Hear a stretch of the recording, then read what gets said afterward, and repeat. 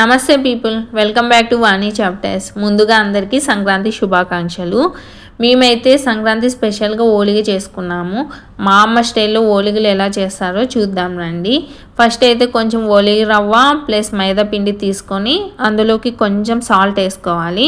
అలానే కొంచెం కొంచెం నీళ్ళు పోసుకుంటూ పిండిని అయితే ఈ విధంగా కలుపుకోవాలి. ఈ పిండి ఎంత బాగా నానితే అంత పర్ఫెక్ట్గా ఓలిగలు అయితే వస్తాయంట. అలానే మనం కొంచెం కందిపప్పు తీసుకొని కందిపప్పు ఉడికిన తర్వాత ఇలా కొంచెం కొంచెం బెల్లం వేసుకుంటూ కలుపుకోవాలి.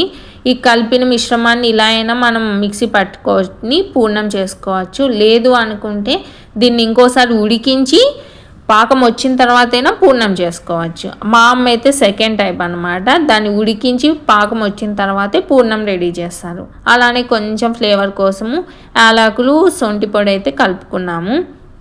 ఎక్కువగా మేము ఈ రుబ్బురోల్ని యూజ్ చేస్తాము. ఎందుకంటే మీరు కూడా చూస్తున్నారు, పూర్ణం రుబ్బుకోవడానికి అలసంద వడలు ఇలా ఏవైనా చేసుకున్నప్పుడు ప్లస్ ఏవైనా రోటి పచ్చళ్ళకు కానీ అమ్మ అయితే ఈ ఈ రోట్లోనే నూరి చేస్తుంది.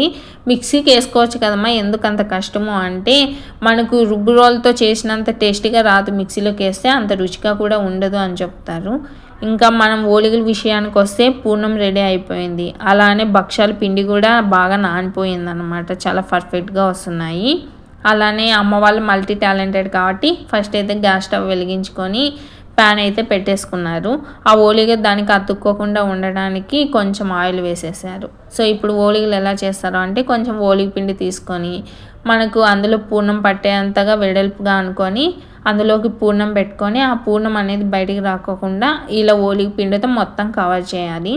దీన్నైతే నేను ఓలిగ చేసే పేపర్ అంటాను. ఆ పేపర్కి అది ఓలిగా అతుక్కోకుండా కొంచెం ఆయిల్ వేసుకొని ఇలా చపాతీలా అయితే చేసేసుకోవాలి. అమ్మ వాళ్ళు మల్టీ టాలెంటెడ్ అని చెప్పాను కదండి, ఇందుకే నేను అక్కడ ఒక ఓలిగ కాలుతూనే ఉంది, ఇక్కడ ఇంకో ఓలిగ చేస్తూనే ఉన్నారు. నువ్వు ఇన్ని వాగుతున్నావు కదా, మళ్ళీ ఏమైనా చేయొచ్చు కదా అమ్మకి హెల్ప్ అని అంటారేమో. నేనైతే పూర్ణం రుబ్బిస్తా అని చెప్పాను. నువ్వు పూర్ణం రుబ్బితే సంక్రాంతి పండుగ చేసుకున్నట్టే, మేము ఓలిగలు తిన్నట్టే అని చెప్పారు. సో అది పక్కన పెట్టు, ఇవైనా చేయొచ్చు కదా అని అంటారేమో. మా అమ్మ ఓలిగలు చేయడంలో చాలా స్పెషలిస్ట్ అనమాట. అంటే అమ్మకు ఓలిగలు అనేవి చాలా పల్చాగా ఉండాలి. నాకు అంత రాదు కాబట్టి నేను కొంచెం దలసరిగా తిక్కుతాను అనమాట, దప్పంగా. సో అందుకే నేను అస్సలు టచ్ చేయను, ఓన్లీ సీయింగ్ అండ్ ఈటింగ్ అంతే. ఇప్పుడు ఇంతకుముందు చూశారు కదండి, అది మార్నింగ్ టైం చేసుకునే ఓలిగలు అనమాట. సో ఇది సెకండ్ టైప్ అనమాట. అంటే మనకు ఇన్ కేస్ ఓలిగ పేపర్ అవైలబుల్గా లేకపోతే మనం ఇలాంటి కవర్స్ తీసుకొనైనా ఇందులో చేసుకోవచ్చు అన్నట్టు చూపిస్తున్నారు. సేమ్ యాజ్ ఇట్ ఈజే అండి. మనం ఓలిగ పిండి తీసుకొని అందులో పూర్ణం పెట్టి ఆ పూర్ణం బయటికి రాకుండా ఉండడానికి ఓలిగ పిండితో మొత్తం కవర్ చేసేసుకోవాలి. సేమ్ ఇంకంతే చేసుకోవడమే. మా అమ్మ అయితే చాలా బాగా చేస్తారు ఓలిగలు. నాకు చాలా ఇష్టం మా అమ్మ చేసే ఓలిగలు.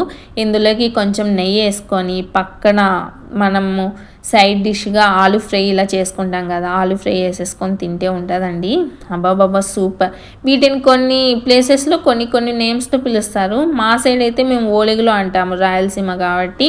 ఇంకొన్ని చోట్ల భక్షాలు అంటారు, ఇంకొన్ని చోట్ల పోలేలు, ఇంకొన్ని చోట్ల బొబ్బట్లు అని కూడా పిలుస్తారు. మీ సైడ్ మీరు పండగకి ఏమేమి చేసుకున్నారు అన్నది కూడా చెప్పేసేయండి. వీడియో నచ్చితే లైక్ చేయండి, అలానే సబ్స్క్రైబ్ చేయండి.